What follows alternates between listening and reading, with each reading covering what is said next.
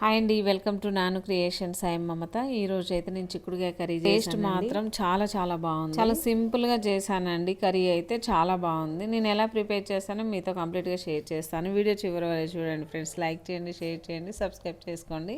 వీడియోలోకి అయితే చూడండి. ఇక్కడైతే నేను 1/2 కిలో చిక్కుడుకాయలు తీసుకున్నాను. శుభ్రంగా కడిగేసుకొని మంచిగా చిన్న చిన్న పీసెస్ లాగా కొన్ని చిక్కుడుకాయలు ఎంత ఫ్రెష్గా ఉన్నా అండి, గింజలతో పాటు పురుగులు కూడా ఉంటాయి అన్నమాట. వాటిని జాగ్రత్తగా చూసుకొని మంచిగా 2-3 సార్లు వాటర్తో కడిగేసుకొని కొంచెం సాల్ట్, కొంచెం పసుపు, వాటర్ వేసుకొని మంటను మీడియం ఫ్లేమ్ అడ్జస్ట్ చేసుకొని మంచిగా ఉడికించుకోవాలి. మధ్య మధ్యలో ఇలా కలపాలి అడగంటకుండా.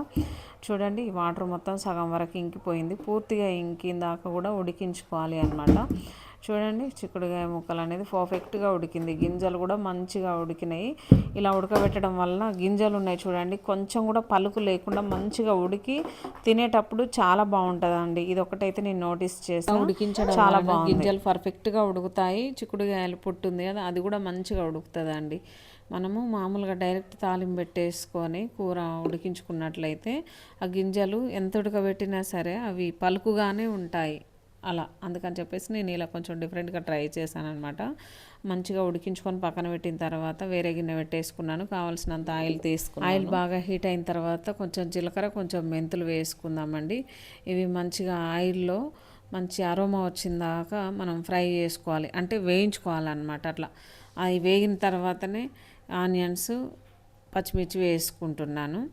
అవి వేగ ముందుకే మనం వేసుకుంటే వాటి ఫ్లేవర్ అనేది బయటికి రాదు, టేస్ట్ అనేది మనకు తెలియదు. ఇలాంటి కొన్ని చిన్న చిన్న టిప్స్ అనేది పాటిస్తే కర్రీస్ అనేది చాలా టేస్టీగా ఉంటాయి.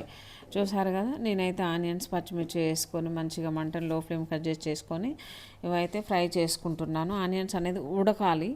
మంచిగా ఉడికిన తర్వాత కొంచెం అల్లం పేస్ట్ అయితే వేసుకుంటున్నాను. ఈ అల్లం కొంచెం పచ్చివాసన పోయిందాక ఫ్రై చేసుకుందామండి. చూడండి, అల్లం వేసుకుంటే భలే టేస్ట్ ఉంటుంది కూర అయితే.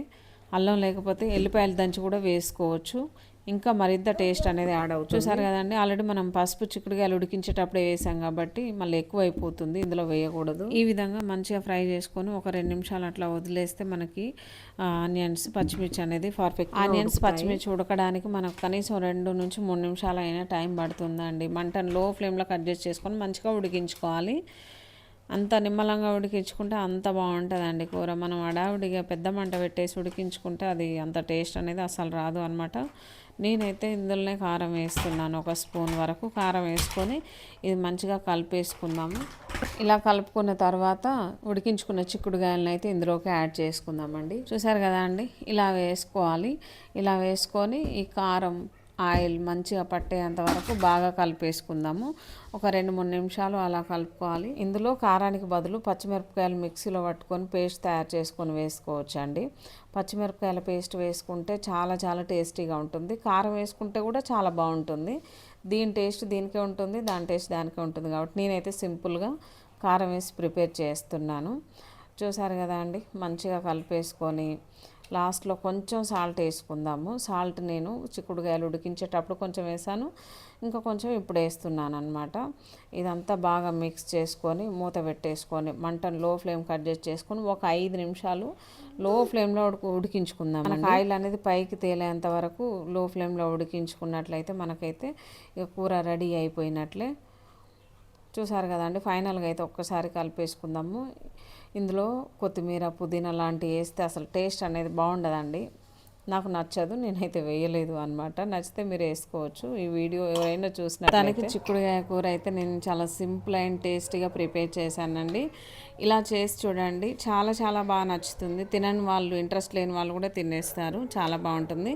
ఈ కూర అయితే వేడన్నంలోకి, దోశ, చపాతీలోకి చాలా బాగుంటుంది. మెయిన్ వేడన్నంలోకి అయితే చాలా బాగుంటుంది. ఓకే ఫ్రెండ్స్, చూసారు కదండి, ఈ వీడియో నచ్చింది అనుకుంటున్నాను. నచ్చితే లైక్ చేయండి, షేర్ చేయండి, మన ఛానల్ని సబ్స్క్రైబ్ చేసుకోవడం మర్చిపోకండి ఫ్రెండ్స్. ఓకే అండి, thank you for watching. Next వీడియోలో మళ్ళీ కలుద్దాము. బాయ్ అండి, రేపటి వీడియోలో మళ్ళీ కలుద్దాము.